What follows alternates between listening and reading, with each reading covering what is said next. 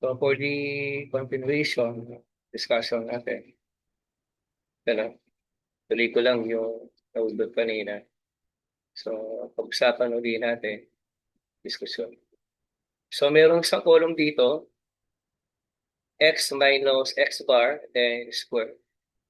So square natin lahat ng x minus x dito. So equal ko lang dito, wait lang, no? Ah, equal ito. And then yung pakopya, yung wait na yan, no? Yung hat, then I write 2. Ibig sabihin, naka-square. Yan. So, nakuha ko, 169. Ang negative 13 kapag in-square natin ay 169. So, lakyan ko lang yung mga entry para readable. So, drag ko lang pababa. Square natin lahat ng x minus x.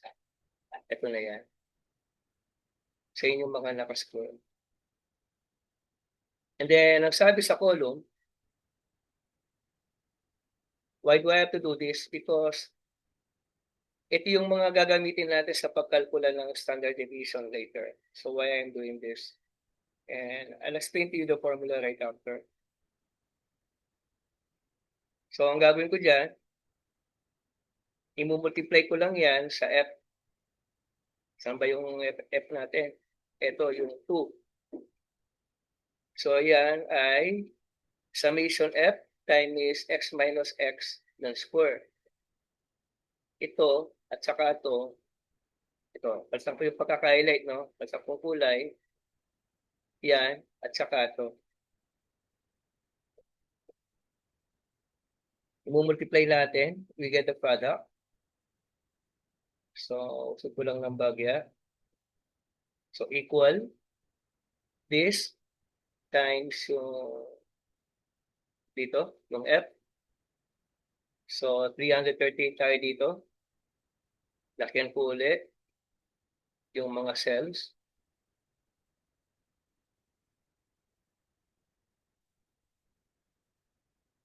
And then, drag ko lang yan. Kababa. And even this.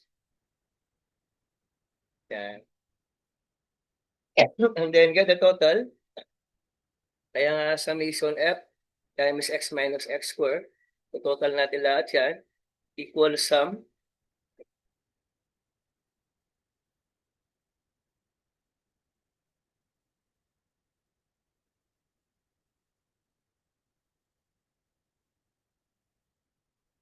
Paano ba yung ano mo? Equals sum. Yan. Drag ko lahat ito. Close. And that's it. 1,210. Palikakyan ko lang. Lalakyan ko. And we got it at as 1,210. Even if you will do it manual, may calculator naman. At this one. Ito. Pwede mo namang i-type sa isa eh. Kaibahan lang kasi Excel yung hawak ko. 256 plus 81. So yan ang difference kapag nasa classroom, no? Yan ang kagandahan ng Excel. Dito, pipindutin ko pa. So we have to double check. Tama naman, 1,210. So, saan ko ba gagamitin yan? Bakit ko kailangang ipakita to? Mamaya yan ang gagamitin natin sa pagkalkula ng standard deviation. As you can see, nasolve natin yung mean gamit yung summation f(x) over summation f, no? Ngayon naman, di ba, ito yung mga formula natin sa measures of central tendency, yung pag-solve ng median at saka ng mode. Para lang ma-recall niyo, no? So, ang gagawin ko, kukopyan kong buo yan. Okay, anyway, solve muna natin yung median, di ba? So, kapag median, type ko yung median, no? Ang unang hinahanap natin ay yung n over 2. Hindi ba lahat ng respondent natin ang total counts ay 35. 35. So this will be equal to 35 over 2. Equal 35 slash 2. Saan ba nanggaling ng 35? Sige. Equal, akit ko sa taas, no? Ito yun yung summation frequency. 35. Kaya lang, slash 2 to. Slash 2. I-divide ko ng 2. Kasi yung median nasa gitna. Di ba yun yung middle score? Kaya i-divide ko ng 2. So, 17.5. Ayun, nahanapin ko kung saan ba ang 17.5. Kasi ang n over 2 natin ay 17.5. Tandaan, ang median n over 2. Tingnan mo yung kalahati ng score. Kasi, ang middle ay yung kalahati ng respondent, 20.5. Ibig sabihin, nandoon yung may middle score, 17.5, yung kalahati. Saan yung 17.5? Balikan natin yung frequency distribution. Saan tayo titingin? Sa less than cumulative frequency palagi. Yan. So, ibig sabihin nito yung 2, mula 0 hanggang 2. Mula 0 hanggang second respondent. Ano ba ibig sabihin ng 6? Mula third hanggang 6 respondent. Ang 15, mula pang-7 hanggang pang-15 respondent. Ang 27, mula 16 hanggang pang-27 respondent. Yan ang nasasaklaw niya. 16 to 27. Ang 34, 28 to 34. Ang 35, 35 lang. So ngayon, hahanapin natin saan ba dyan ang pang-17 kalahating respondent. Actually, pang-18 na yun, no? So round up natin. Wala namang 17 kalahating respondent, no? Wala namang kalahating tao lang. Okay. So saan yung pipiliin dyan? Pivotal natin. Dito ba sa 15? Wala pa dyan ang pang-17. Wala pang-7 hanggang pang-15 lang yan. Ang 17.5 ay matatagpuan mo kay 27. So highlight ko yan. Can you follow? Kung bakit 27? Now, lahat ng naka-align kay 27, eto sila. Isang pong kulay. At saka lahat ng nandirito. Ito lang, no? Diretso ko pa. Yan. Highlight ko lahat siya.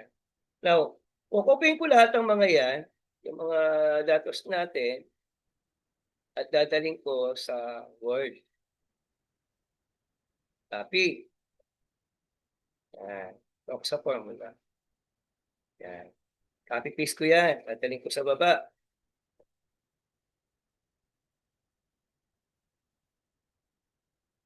Ano ba yung laptop ko?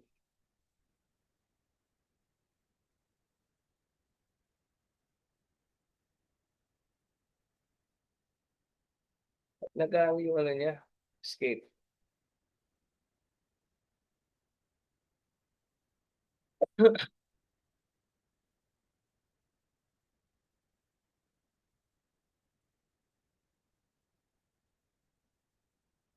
Umiipit.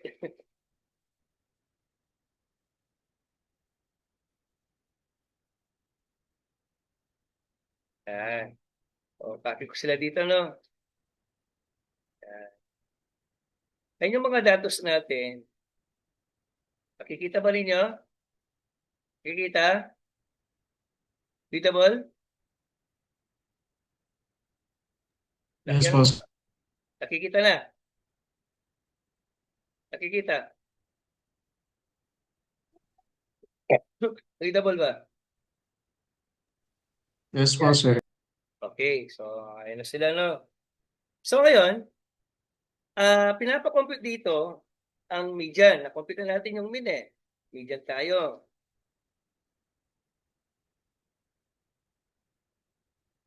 Paano ba?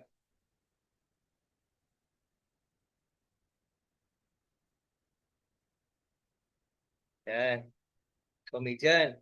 Ang formula ng median, kung dadaling ko sa taas yan, ito. Ayun yung median natin.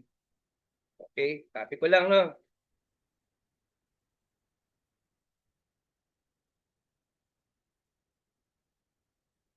Ayun yung formula.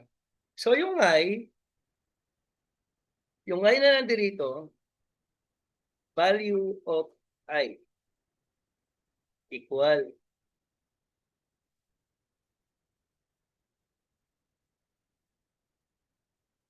Ano pa yung keyboard ko?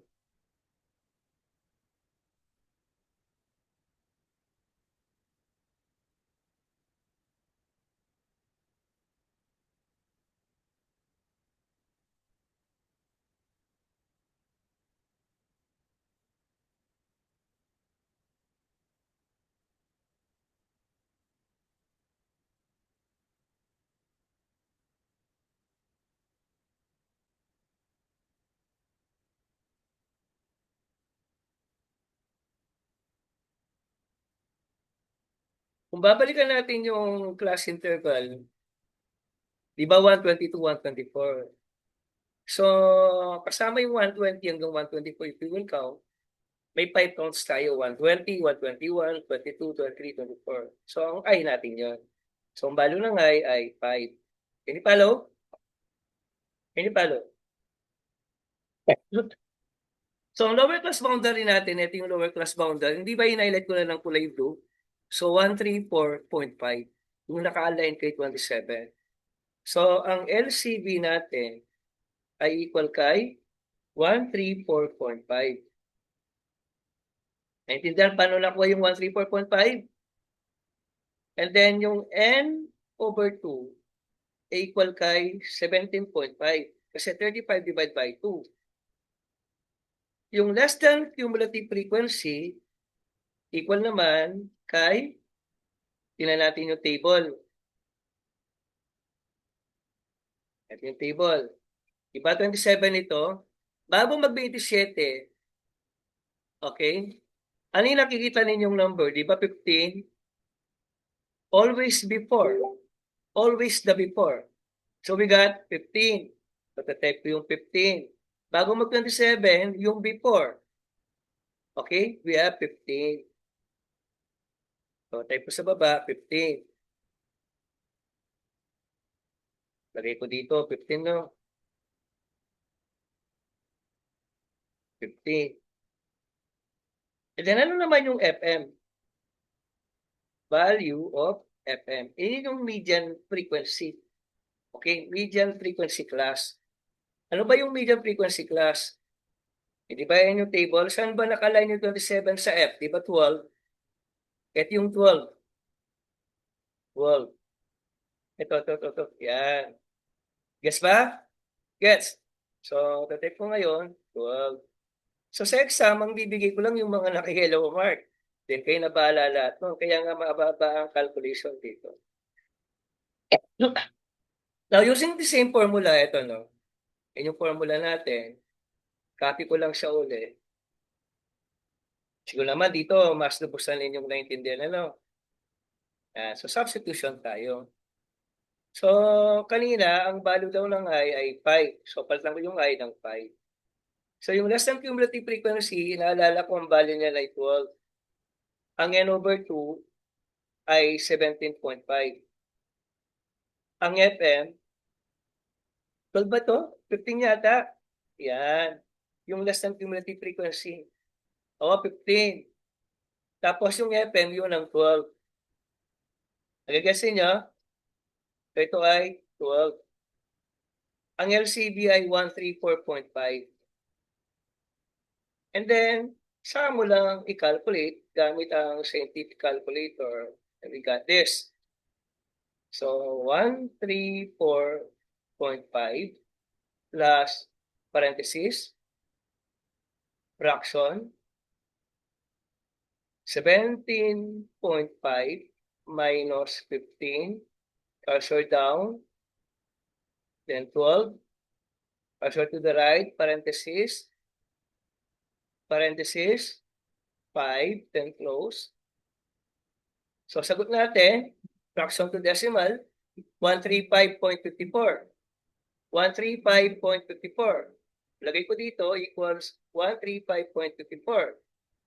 Hindi dyan. Ako na sulat. Yan, dito. Equal 135.54. Sagot natin. 135.54. Yan ang ating median. Tama nga ba? Okay, 135.54 nga. Malinaw ba? Clear? Paano na-solve yung median? Yes po, sir. About Angel, malinaw ba na?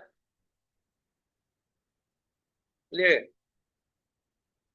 Clear? Naku, di kayo nakikinig. Clark? Yes po. Okay, so proceed tayo. Try naman natin calculate yung mode, no? Balikan natin yung kanina. Yung formula ng mode, ito siya. Reach up ko lang. Iba ito yung mode natin. Copy ko yan, no? Copy. Balik sa pinakababa.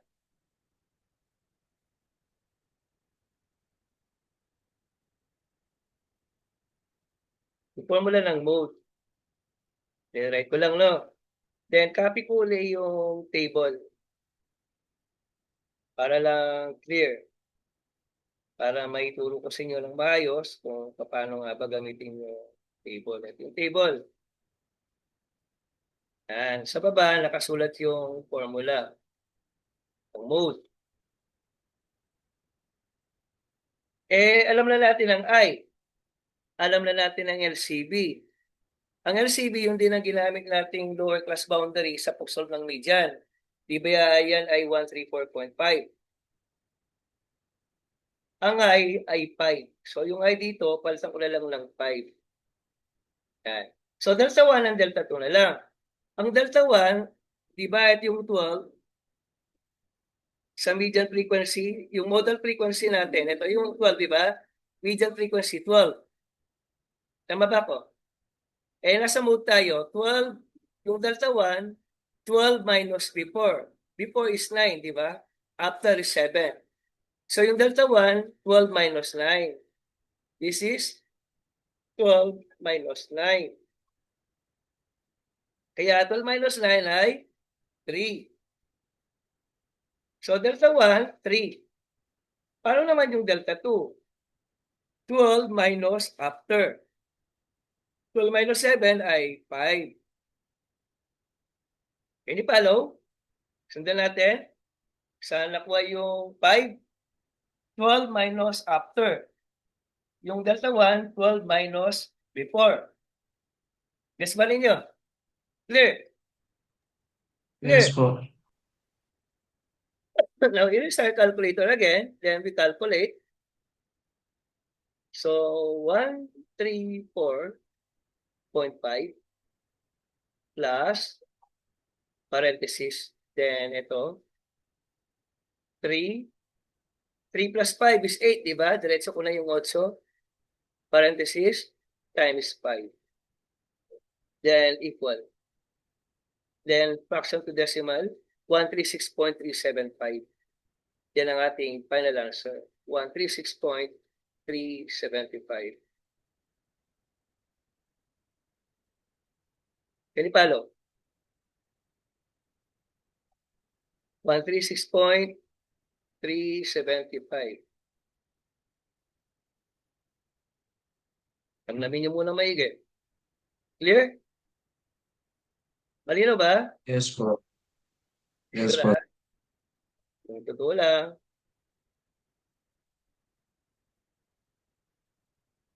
Okay, so proceed tayo.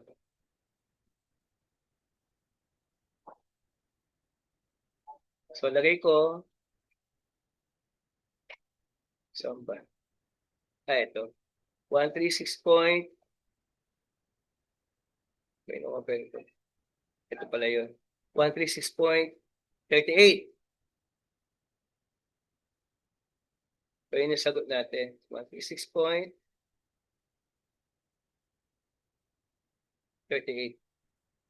Malinaw yung mode? Klaro yung mode?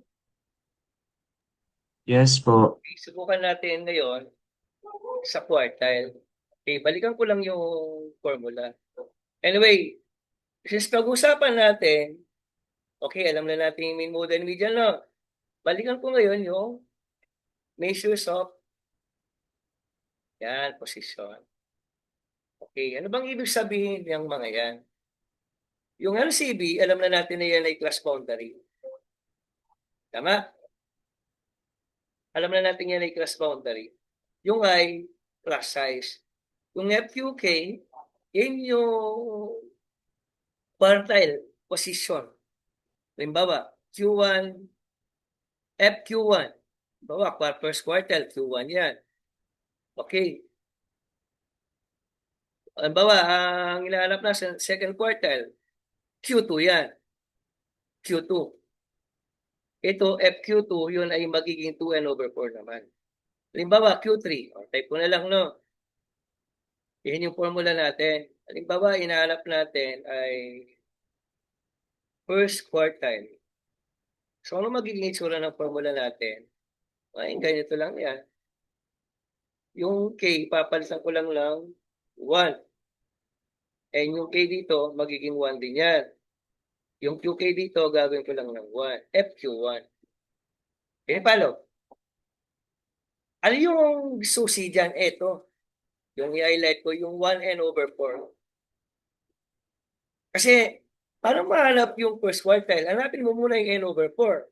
Hanapin mo muna kung saan class interval nandun yan. Anong klase bang meron yan? Saan klase siya belong? Sa 124 to 129 ba? 130 to 134 ba? Hanapin mo muna bago mo calculate. You have to determine the position first. Can you follow? Halimbawa, kunwari, calculate natin ng Q1. Q1 ang calculate natin, no? Q1. So, balikan ko, calculate ko muna yung Q1. Ano kung makakalculate yan? Ang n/4. Ito, ang 1n/4. Ilan ba yung respondent natin? 35. So, ang kakalculate ko yan, copy ko, no? O, compute ko na lang. I-type ko na lang. Equal, equation, calculate natin, no? Yan. So, fraction. So, 1n/4. Equal, fraction ulit. So, 1 times 35, 1n/4 eh. Ilan ba ang 1n/4? Di ba yan na 8.75? 8.75? O 7.75? Tingnan ko nga, baka mali ako. 35 divided by 4. Fraction. 8.75 nga. Tama? Guess nyo? Yes 8.75. po. So, tandaan ninyo 8.75. Babalikan natin yung Excel.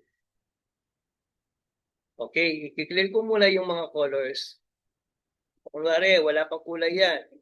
Sigo muna kulay lahat, no?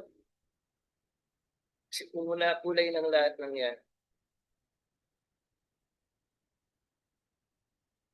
Sigo muna. Even this, para hindi malito. Alin nakuha nating number kanina? 8.75. Balikan natin yung less than cumulative frequency. Ulitin ko, ibig sabihin ng 2 mula 1 hanggang pangalawang respondent. Ang 6 mula pangatlo hanggang pang-6. Ang 15 mula pang-7 hanggang pang-15. Ito mula pang-16 hanggang pang-27. Saan belong ang 8.75? So 15. Saan? 15 po. 15. So ito ngayon yung i-highlight ko, yung 15. Kasi dyan belong ang 8.75. Can you follow?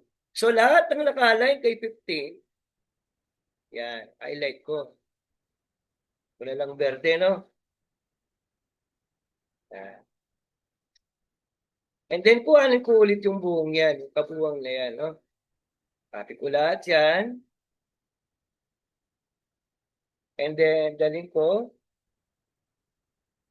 sa words natin para to make the discussion very clear. Saan ko susulat yan?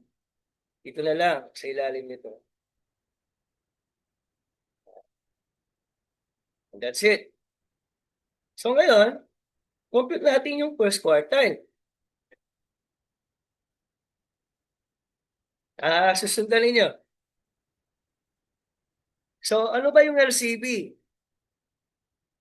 As you can see, what's our LCB in the table? Ano yung nakaline kay Kinse na LCB? Di ba 129.5? Tama ba ko? 129.5 Yes po. ba? So, lalagay ko dito LCB 129.5. Yung high natin, hindi naman nagbago yan. 5 pa rin. Yung N over 4 natin, na-complete na natin. 8.75 yan. Ano yung nasa cumulative frequency? Sige nga.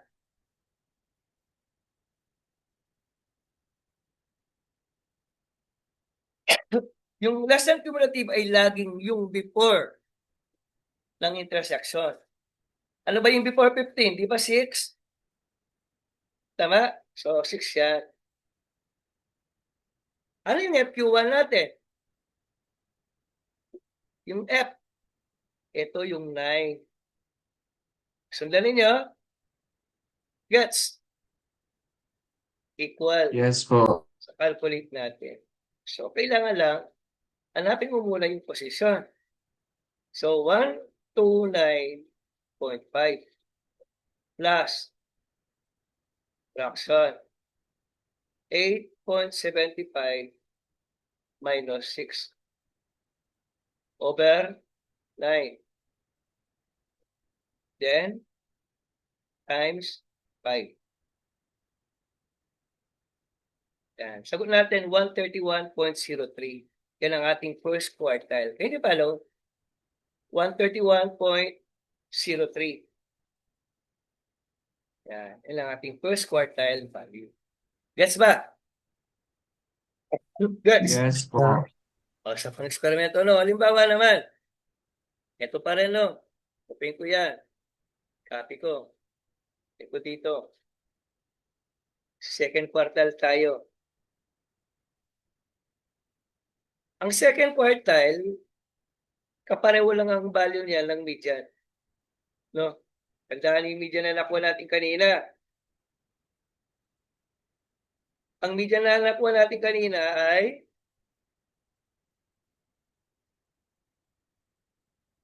dito ba yung median kanina? Hindi, nandito. Ipalsan ko muna to. Less than 10 minutes lang tayo. Bilis ng oras. May second part pa naman ito. Q2. Dito magiging 2N. Ito magiging FQ2.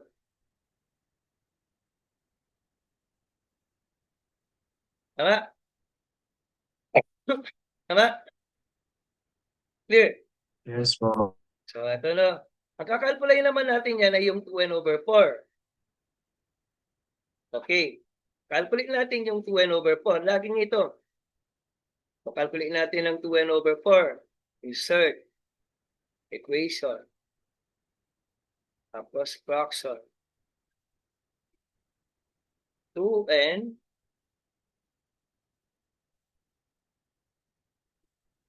over 4 equal, fraction again, 2 times 35 close over 4 equal. Ano ba yung 70 over 4? Okay, calculate natin. 70 divide 4. So, 17.5. 17.5. Yung 17.5 na yan, ilolocate na naman natin yan doon sa table. Tandaan nyo ha, 17.5. Ito yan. Lolocate natin yan. Balikan ko yung table. Again, alisin ko na naman ulit ang pagka-highlight ng mga scores. Alisin ko kulay. Balikan uli natin yung less than cumulative frequency. Saan mo matatagpuan dyan ang 17.5? 27. 27. So, highlight ulit yung 27. Yan. So, ilolocate mo muna yung pinakalculate mo. Hindi ka basta magsasubstitute. Pag mali ang hanap mo, mali na lahat ang gawa mo. So, ganun lang kasimple yun. Kailangan, alam mo talaga yung inaanap mo. Okay? So, ibig sabihin, ito yung less than cumulative frequency, ito yung lower class boundary, at ito naman yung FQ2 natin, yung 12. Can you follow? So, copy-paste ko uli yan, para yan na lang ang tingnan ko mamaya, and then, direct computation na tayo. Ito, daling ko dito. Iba yun yung kinocompute natin. Yan. Ito dito. Para ito na lang yung tinitingnan ko habang tayo ay nakakalkula. So ngayon, dahil substitution na ako, hindi ko na kailangan isulat kasi naintindihan ko na ginagawa ko. Ano ba yung LCB? Ka-align kay 27, di ba 134.5? Ano ba yung 20/4? Hindi ba yun yung 17.5? Ano ba yung less than cumulative frequency? Hindi ba yun yung bago ang 27, yun na yung 15? Ano ba yung FQ2? Yung naka-align kay 27 na F, di ba yan ay 12? Ano ba yung class mark? Ano ba yung class size? Kada row, 5. And then you calculate. Makikita mo, kamukha lang ng median yan. Tandaan nyo, ang Q2, ang median, ang D5, at percentile 50, pare-pareho lang ng value yan. Isa lang ang sinisigaw nilang result. Median plus yan. Median natin. Median score or the middle score. Substitute natin, 134.5 minus, plus, fraction, yan, 17.5 minus 15, downward, 12. Buti na lang, may internet na kami. Mahigit isang linggo din kami walang internet. Yan, equal. So, 135.54. 135.54. Let me see kung yun ba nakuha natin median kanina. 135.54.